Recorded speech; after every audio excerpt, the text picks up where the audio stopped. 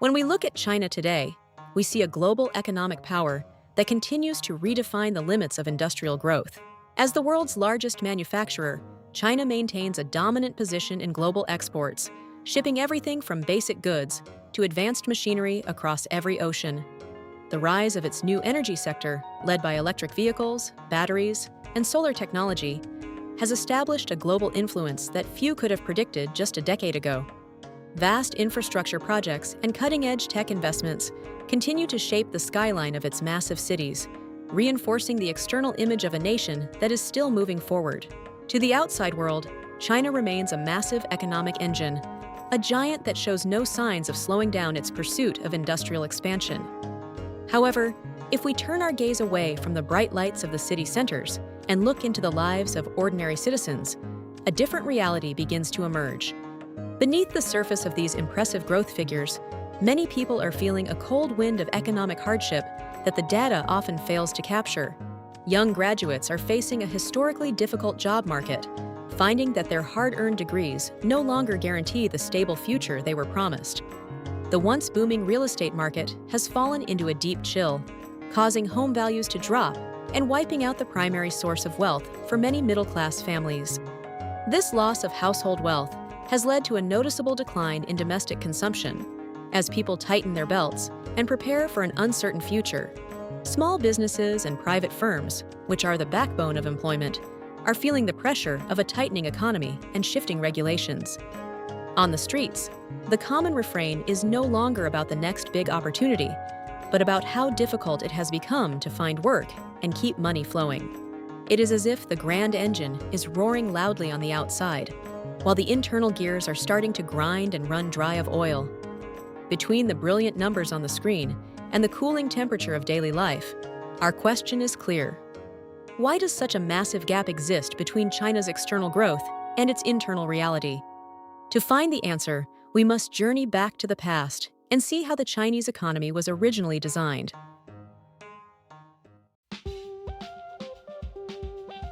The story begins with a period of explosive transformation, an era where growth itself was the only objective that mattered. Between the early 2000s and 2015, China followed a legendary formula for success that combined massive exports with unprecedented domestic investment. This was a time of rapid urbanization, where rural landscapes were transformed into sprawling megacities almost overnight. The construction of endless highways, high-speed railways, and towering apartment complexes became the primary engine of the nation's wealth. At that time, the strategy seemed perfect, as it pulled hundreds of millions of people out of poverty and established China as the indispensable factory of the world. However, beneath this golden age of rapid expansion, the seeds of today's structural imbalance were quietly being sown. As the years passed, the reliance on real estate and infrastructure began to reach a dangerous tipping point.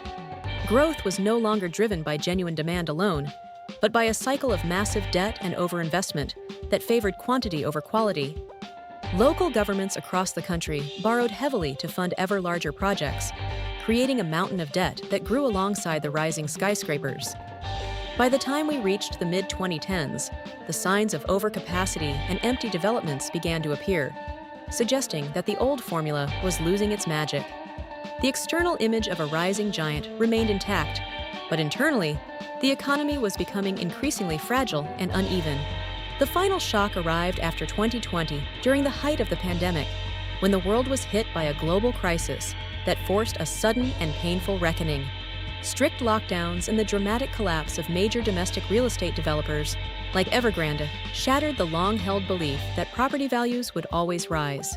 At the same time, the tightening of domestic regulations on China's technology sector further dampened the spirit of private enterprise and weakened the confidence of investors. This series of events turned what was once a steady path of progress into a complicated maze of uncertainty and risk.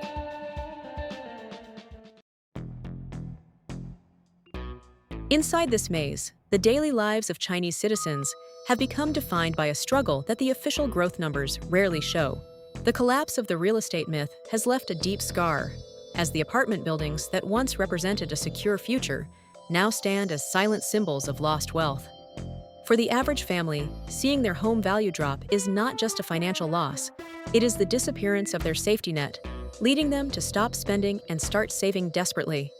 This internal chill is most visible among the youth, who find themselves caught in a paradox of being overeducated but underemployed. In a world where high-paying tech jobs have withered under regulation, many graduates choose to lie flat, or tangping, as a way to cope with a system that no longer rewards their hustle. Yet, if we shift our perspective back to the global stage, we encounter a completely different version of China, one backed by overwhelming data. While the internal spirit is dampened, the massive industrial machine continues to churn out products at a scale that keeps the world dependent on Chinese supply chains. Economic experts point to the explosive growth of the three new engines: electric vehicles, lithium-ion batteries, and solar products, which have seen export increases of nearly 30% in recent periods. In the electric vehicle sector alone, China has surpassed longtime leaders to become the world's top exporter, with some forecasts predicting they will control over 30% of the global market by 2030. Also, global investment banks still project that China will contribute about 1/3 of total global economic growth, driven by their massive $50 trillion manufacturing base. So, the high-tech factories and glowing export data create a reality of a nation at its peak, a global leader that remains unchallenged in the production of future technologies. This is the central paradox of China today, a nation with a roaring external engine, but a deeply wounded internal heart. The world sees the powerful exports and the rising technological wall, while the people inside feel the weight of a stagnant reality and the difficulty of simply moving forward. To address this dual reality, the Chinese government has introduced a series of strategic measures aimed at revitalizing the nation's internal economy. To stabilize the cooling domestic atmosphere, the central bank has intervened with interest rate cuts and expanded liquidity support for the financial markets. They have also implemented policies to support the real estate sector, including lowering down payments and offering special credit lines to ensure that stalled construction projects are finally completed. However, the primary focus of the government's long-term strategy is not just about supporting existing sectors, but about establishing a new foundation for growth. This involves a concentrated effort on what they call high-quality development, shifting the nation's economic engine from traditional manufacturing toward advanced technology and innovation. Substantial amounts of state capital are being directed into artificial intelligence, semiconductors, and high-end robotics to secure a leading position in future industries. At the same time, the government is launching nationwide programs to stimulate domestic consumption, such as incentives for citizens to trade in old appliances and vehicles for newer models. The ultimate goal of this grand strategy is to transition China from a nation reliant on global demand into one powered by its own internal market. By strengthening this internal cycle, they intend to build a more resilient economy that is less vulnerable to external shocks or shifting global trade dynamics. It is a large-scale effort to bridge the gap between external industrial success and the internal challenges faced by the people, attempting to direct the benefits of growth back into the domestic sphere.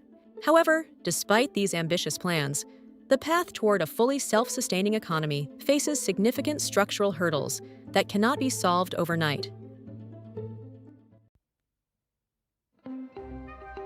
The most immediate challenge is the persistent weakness in domestic demand, as the cooling property market keeps consumers cautious and hesitant to spend. Even with government incentives, the psychological impact of lost household wealth makes it difficult to ignite a new wave of internal consumption. Furthermore, while the push for high-tech industries is impressive, these capital-intensive and automated sectors do not provide enough jobs to replace the millions of positions lost in the old economy. This creates a serious structural mismatch in the labor market. Many young graduates find themselves in a difficult middle ground, where their academic degrees are overqualified for service jobs, yet their specific technical training remains underqualified for the elite roles in the AI and semiconductor industries. This gap has led to a sense of collective exhaustion and social frustration among the younger generation. Also, the massive shift toward advanced manufacturing is leading to increased trade tensions with other major economies in an era of rising protectionism. These new trade barriers and tariffs threaten to slow down the very export engine that China still relies on to fund its internal transition. So, the government finds itself in a delicate balancing act, trying to address internal stagnation while navigating an increasingly hostile global trade environment. Ultimately, China stands at a critical crossroads between the hope of short-term stimulus and the reality of long-term economic structural change. Then, the final question is clear. What will the future of the Chinese economy look like in the years to come? This is the question that now defines the nation's internal path forward. The era of rapid and predictable expansion has passed, replaced by a much more complex period of structural adjustment and internal rebalancing.